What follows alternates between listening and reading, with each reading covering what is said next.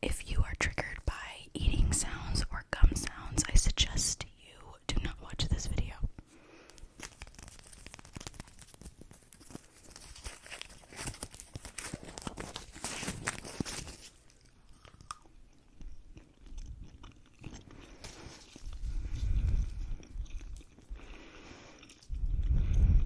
So, Dawn FM is his fifth album, and unfortunately my least favorite. Now, with that being said, I do appreciate that it is a very creative concept. I mean, it's genius. He has Jim Carrey as his host, and it's set up to feel like you're listening to a radio station, like a random radio station that you flip through at maybe 4 a.m. in your car while you're stalking your ex. And it has some really creative anecdotes by Jim Carrey, and also there's a segment by Quincy Jones where he took, I guess, some interview or something and put it in a song on the album, so you can hear like some of his vocals in the background, and there's a nice like instrumental that goes with the album, but you just hear Quincy Jones talking, so it's really, really cool. And then also there's some segments with Jim Carrey where he is the radio host, but also there is a conclusory segment, which is, concludes the entire album, called Phantom Regret, and it's very poetic, very, very interesting, probably my most favorite thing on the entire album. So with that being said, it's a very genius concept. The production quality is amazing. You can always expect, stellar production from The Weeknd and the people that he works with. However,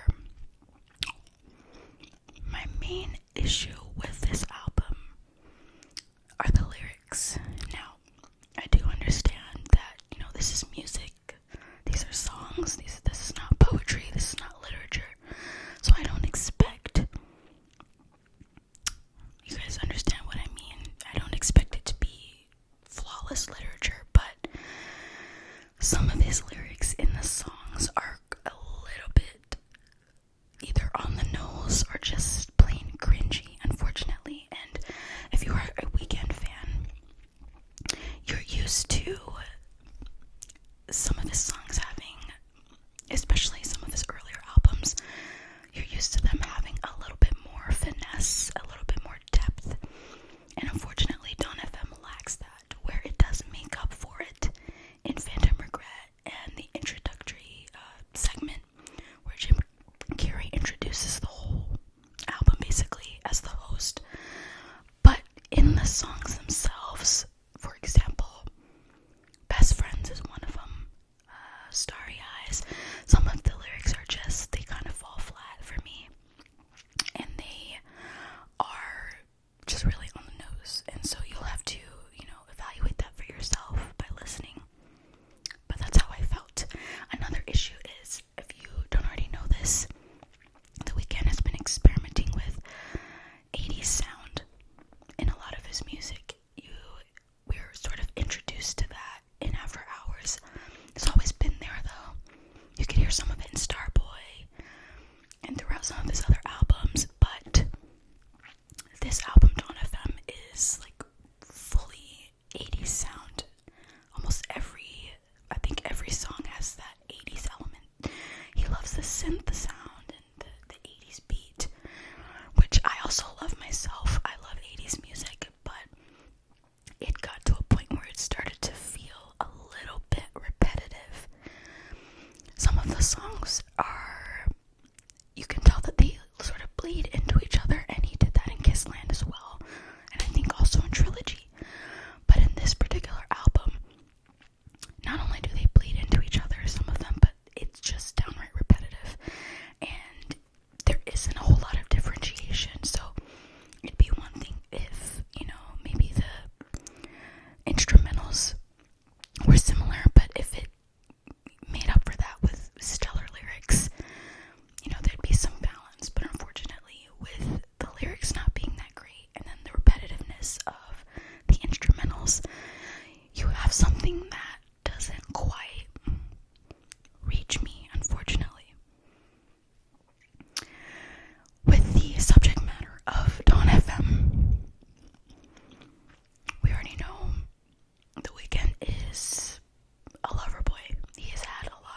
relationships.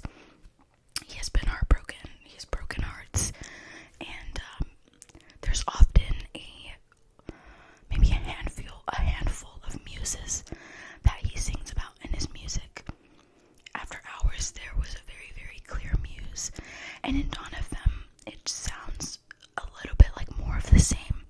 Being heartbroken, but wanting someone back, but then talking about you're moving on. And again, there's that repetitive nature to the album. So that's where I start to have an issue with it. Now, I do have some favorites on this album. One of my favorites being Out of Time. I really like Out of Time. It has a very strong 80s sound, like an 80s, maybe 80s R&B, but it's really vibey. It flows. It's a nice, catchy, it's a good tune. Sacrifice is really good. Gasoline is good. And then one thing that I really, really appreciate in the song called Every Angel is Terrifying, I thought it was really creative to have it play as a movie ad. You'll know what I'm talking about once you listen to it, but that part was really creative. And then the intro to the song has a really nice sort of gloomy synth sound, which I think he could have worked with more throughout the album. You don't hear it as much. You hear a little bit of it in the Take My Breath song in the beginning as well, but there's this gloomy synth sound, and it's not, full-on dance pop or anything. It's like a more drawn-out, deep hum, and it sounds really nice. And I think that he could have probably stuck with the 80s sound, but made it more, I guess, have a little bit of melancholy in there that The Weeknd is known for. Obviously, he didn't want to do that because he didn't, but I just thought, in my opinion, it would have sounded a little bit better to have that more present in the album. With that being said, if I personally had to rate this album on a scale of 1 to 10, I'd probably give it, I would say maybe a 5.5. And that's not great for The Weeknd for me, because I am a huge fan of The Weeknd. But this one definitely is my least favorite. Moving on to some of his other albums that I really love, my favorite being Kiss Land. When I listened to Dawn FM and then I listened to Kiss Land, I felt what was missing between the two is that a little bit more depth in the lyrics. Production quality is a little bit better, and it's not repetitive, so the songs do flow, and some of the songs actually bleed into the next and so forth. You have Love in the Sky, Belong to the World, and Adaptation. There's those three songs, those three tracks share the same instrumental sound, and it's really nice because it feels like you're listening to a story, which is really interesting, but it does not feel repetitive the way Dawn FM does.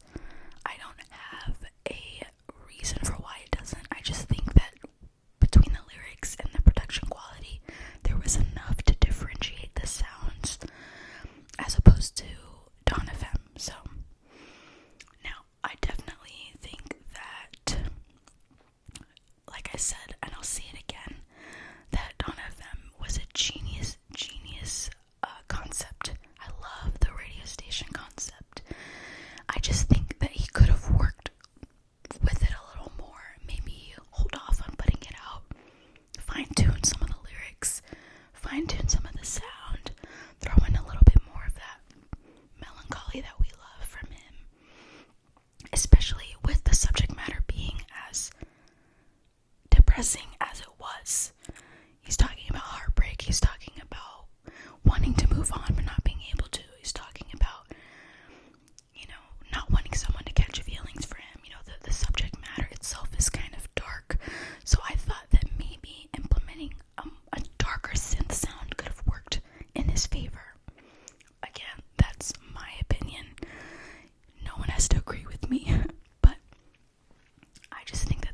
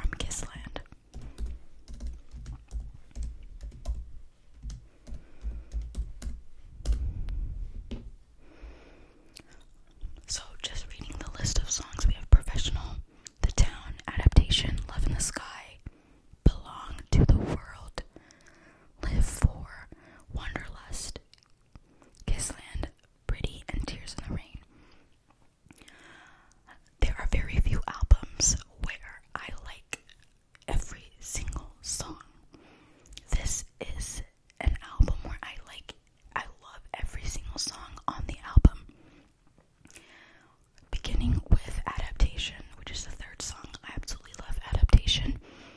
I love the lyrics. I love the sound. I love it actually feels a little bit orchestral.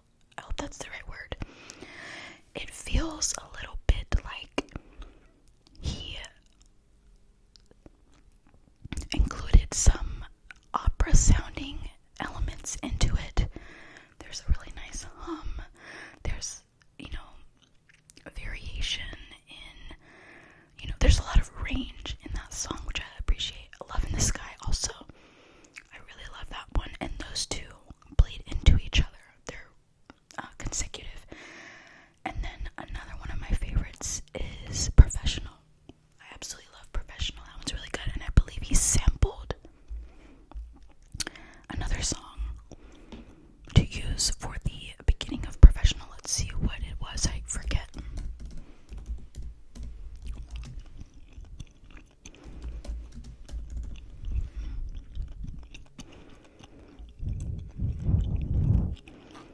Yes.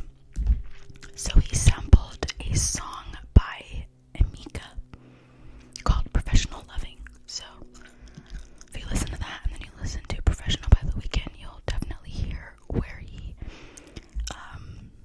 inserted that sample. But overall, I think Kissland is really, really interesting in terms of the concept, the lyrics, and just the sound in general. It's one of my favorites. Now, one thing that I have become privy to, I'm sure as many other people have as well, is that Dawn FM and After Hours are a part of a new trilogy. So if you're familiar with The Weeknd's first full-length album trilogy, which features 3 other, albums within it. I don't know what I would call them, but it's like a 3-part album. And that was his very first trilogy. So rumors have said that After Hours and Dawn FM are part of a new trilogy by The Weeknd. So that's promising. And I absolutely loved After Hours. Is it my favorite? No. But I would say it makes my top 4 of maybe my top 3, I would say. Kissland, After Hours, and My Dear Melancholy, I would say are my 3 favorite. So, with After Hours being as good as it was in terms of the production and the concept, then you have Dawn FM, which was a little bit on the rocky side. There might be something new coming as well in some years, who knows how long, but that will complete that trilogy, and maybe we'll hear more of that darker sound that we like, that a lot of people like. Who knows? Now, there are, a lot of people say, there are schools of thought that say that, The Weeknd, during his earlier years and as an artist, was sort of healing through his music, and so a lot of that darkness that you hear in his sound came from him experiencing a lot of pain and things like that. So a lot of people would say that he's in a better place now, which is why his music is not as, for lack of a better word, dark. So there's that as an idea, but I'm hoping that the third part of this rumored trilogy might give us what we've been missing. Some people might disagree with me and say we've already been given what we've missed, and sure, yeah, we have. But I just think he could push himself even further. Who knows? Overall, though, definitely worth a listen. And if you are new to The Weeknd and you just discovered him through Dawn FM or After Hours, I suggest giving Kissland a listen, as well as Trilogy and My Dear Melancholy. And shout out to Beauty Behind the Madness. That's